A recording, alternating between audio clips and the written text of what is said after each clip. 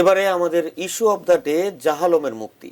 গাজীপুরের কাশিমপুর কারাগার থেকে রাত 1টার দিকে মুক্তি পেয়েছেন টাঙ্গাইলের নির্দোষ জাহালম। এ সময় কারা ফটকে জাহালমের ভাই শাহানুর মিয়া উপস্থিত ছিলেন। এর আগে দুদকের করা মামলায় ভুল আসামি জাহালমকে সব অভিযোগ থেকে অব্যাহতি দেয় হাইকোর্ট। একই সঙ্গে তাকে তাৎক্ষণিকভাবে মুক্তির নির্দেশ দেওয়া হয়। কাশিমপুর কারাগারের জেল সুপার সুব্রত কুমার বালা জানান, রোববার রাতে জাহালমের মুক্তির কাগজপত্র আদালত থেকে কাশিমপুর কারাগারে পৌঁছায়। যাচাই বাছাই ও আনুষ্ঠানিকতা শেষে তাকে মুক্তি দেওয়া হয়। সোনালী ব্যাংকের প্রায় 18.5 কোটি টাকা জালিয়াতির মামলায় 2016 সালের 6 জুন জাহালমকে নরসিংদী থেকে গ্রেপ্তার করা হয়। ওই বছরের 27 মে তাকে কাশিমপুর কারাগারে পাঠানো হয়।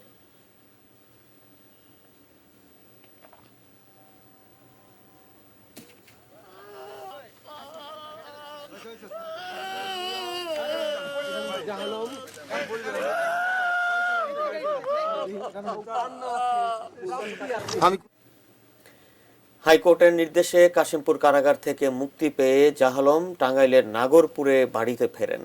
তার বাড়িতে ঠিক এই মুহূর্তে আছেন আমাদের সহকর্মী সাব্বির আহমেদ।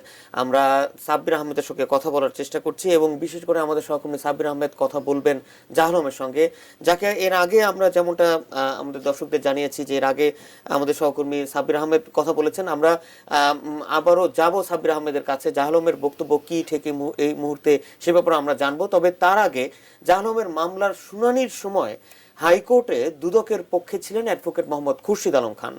দুদকের তদন্তকারীদের ভুলেই নির্দোষ হয়েও জাহালমকে 3 বছর কারাভোগ করতে হয়। এ বিষয়ে খুরশিদ আলমের মতামত জানতে হাইকোর্ট থেকে আমরা এখন সরাসরি যুক্ত হচ্ছি সহকর্মী জাবেদ আক্তারের সঙ্গে। জাবেদ আক্তার। মাহমুদ, গতকালই কিন্তু এই জাহালমকে 24 ঘন্টার ভিতরে অর্থাৎ রোববারের ভিতরে মুক্তির নির্দেশ দিয়েছে এবং আজকে একটা সময় তিনি মুক্তি পেয়েছেন। গতকাল এই বিষয়টি নিয়ে আদালতে দুদকের পক্ষে দুদকের আইনজীবী খুরশিদ আলম খান তিনি ছিলেন এবং দুদকের পক্ষ থেকে 4 জনকে তলব করা হয়েছিল। তারাও কিন্তু আদালতে এসেছিলেন। গতকাল দুদককে কিন্তু আদালত অনেকগুলো কথা বলছিলেন এবং এই যে একটি ভুল তদন্তের কারণে এই ব্যাপারে আপনারা আদালত দুদকের বক্তব্য শুনে দুদককে সময় দিয়েছে আগামী 6 মার্চ এটা শুনানির জন্য দিন ধার্য করেছে। ইন দি মিন টাইম দুদকের সমস্ত কাগজপত্র, এফআইআর, 33টা মামলার ফার্দার ইনভেস্টিগেশন রিপোর্ট এবং আদালতে যে আমরা একটা সাক্ষী দেখিয়েছি যে তাকে আইডেন্টিফাই করেছে, সমস্ত কাগজপত্র দিয়ে এফিডেভিট অফ ফ্যাক্টস আকারে দেওয়ার জন্য 6 মার্চ দিন নির্ধারণ করেছেন। এখন আমরা সেই অনুযায়ী সমস্ত কাগজের জন্য দুদককে লিখেছি। দুদক পাঠালে আমরা ওই 6 মার্চের আগেই আশা করি এটা এফিডেভিট আকারে, ফ্যাক্টস আকারে দিতে পারবো। খুরশিদ আলম খান, এই যে ভুলটি হয়েছিল আব্দুল্লাহ আল জাহিদ, আপনি গতকালকেও কিন্তু তার কথা বলছিলেন, তদন্তে তিনি যে অভিযোগপত্র দিয়েছিলেন সেখানে এই আবু সালেকের জায়গায় কিন্তু নাম এসেছিল জাহালমের। ভুলটা কার ছিল আসলে? এখনো ভুলটা কার? আর মির্জা আল জাহিদ কিন্তু তদন্তকারী কর্মকর্তা ছিলেন না, উনি ছিলেন ইনফরমেন্ট। উনি আবু সালেকে লিখেছিলেন। যাই হোক, একটা ভুল হয়েছে, সেটা ডিটেক্ট করার জন্য কার লাইবিলিটি কতটুকু এটা এক্সামিন করছে, কারণ দুদক কর্মকর্তা এটা ব্যাংক অফিসিয়ালের স্টেটমেন্টের মাধ্যমে নামটা আসছে। এখন ওই ব্যাংক অফিসিয়ালদের স্টেটমেন্টগুলো আমরা পর্যালোচনা করছি। আমরা যদি দেখি যে তাদের মাধ্যমে আসছে, তাদেরকে পক্ষ করার জন্য আদালতে আমরা আবেদন দিব। আদালত কম্পেনসেশনের কথা বলছে। হ্যাঁ, আদালত বলেছে এটা এই রুলটা ইস্যু হয়েছে ইন টার্মস অফ কম্পেনসেশন। কাজে এটা কম্পেনসেশন ডিসাইড হবে যদি লায়াবিলিটি অ্যাসেস হয়। তো বিষয়টি তো পুরোপুরি আদালতের নিয়ন্ত্রণে। এখন জনমনে একটা প্রশ্ন হচ্ছে যে এই যে দুদক কর্মকর্তাদের একটা ভুলের কারণে 3 বছর জেল খাটলো, তো এইটার দায়টা নেবে কে? শুনেন, এটা তো জনমনে প্রশ্ন জায়গা খুবই স্বাভাবিক। সাধারণ মানুষ, আমিও এটা তো আমার প্রশ্ন, এই ধরনের ভুল হয় কিভাবে এবং এই ধরনের ভুলের খেসারত একটা সাধারণ মানুষ কেন দিবে? এই পুরো বিষয়টি তো এখন বিচারাধীন। পুরো বিষয়টা দুদক কিভাবে দেখছে? দুদক অত্যন্ত সিরিয়াসলি দেখছে এবং দুদক এটা ইন্টারনাল একটা ইনকোয়ারি কমিটিও করেছে। এই কমিটির মাধ্যমে তারা একটা রিপোর্ট চেয়েছে। আদালত কিন্তু গতকাল বলেছে যে আপনারা অনেক সময় অনুসন্ধান না করে না অনুসন্ধানের করার আগে নোটিশ দেওয়া হয়। একবার অনুসন্ধানের সময় দেওয়া হয়, ইনভেস্টিগেশনের সময় দেওয়া হয়। আমার মনে হয় একটু আদালতের রায় পর্যন্ত অপেক্ষা করতে হবে।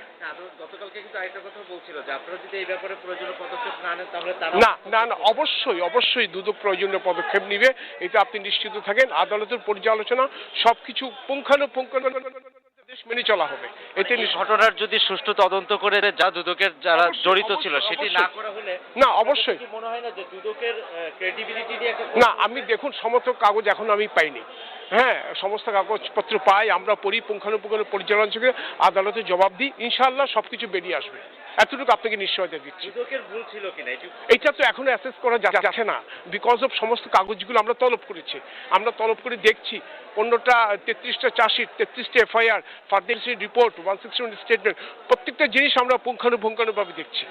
কাজে এটা এই মুহূর্তে বলা সম্ভব না, আমরা আদালতে যখন কপি দাখিল করব আপনারা সবই জানতে পারবেন। দুদকের পক্ষ থেকে আপনাকে বিষয়টিকে কিভাবে গুরুত্ব দিয়ে অত্যন্ত গুরুত্ব সহকারে দুদক বলেছে আদালত যা যা চাই সবকিছু দাখিল করতে হবে, সবকিছু স্পষ্টভাবে আদালতের কাছে উপস্থাপন করতে হবে। দুদকের কেউ আসলে জড়িত হ্যাঁ অবশ্যই, হ্যাঁ না অবশ্যই আদালত সেটা আদালতের আদেশ পুঙ্খানুপুঙ্খানুভাবে এটা আপনার প্রতিপালন করা হবে, এতে আপনি নিশ্চিন্ত থাকেন। আদালত কিন্তু বলছিল যে আবার হ্যাঁ হ্যাঁ না, এটা আদালতে একটা পিটিশন হতেই পারে, স্বাভাবিক, এতে আশ্চর্য হওয়ার কিছুই নেই। Thank you. কথা বলছিলেন দুদকের আইনজীবী খুরশিদ আলম খান, তিনি গতকাল আদালতে ছিলেন এবং আদালত গতকাল দুদককে নিয়েও কিন্তু বেশ কিছু কথা কিন্তু তারা বলেছে এবং দুদকের যারা আছেন তাদেরকে তাদের সঠিকভাবে দায়িত্ব পালনের কথার উপরেও কিন্তু আদালত জোর দিয়েছেন, যাতে করে এই জাহালমের মতো করে আর কোনো ঘটনা বা এই ধরনের ঘটনার পুনরাবৃত্তি যাতে না হয়। মাহমুদ। জাভেদ আখতার, আপনাকে অসংখ্য ধন্যবাদ আমাদের সঙ্গে সংযুক্ত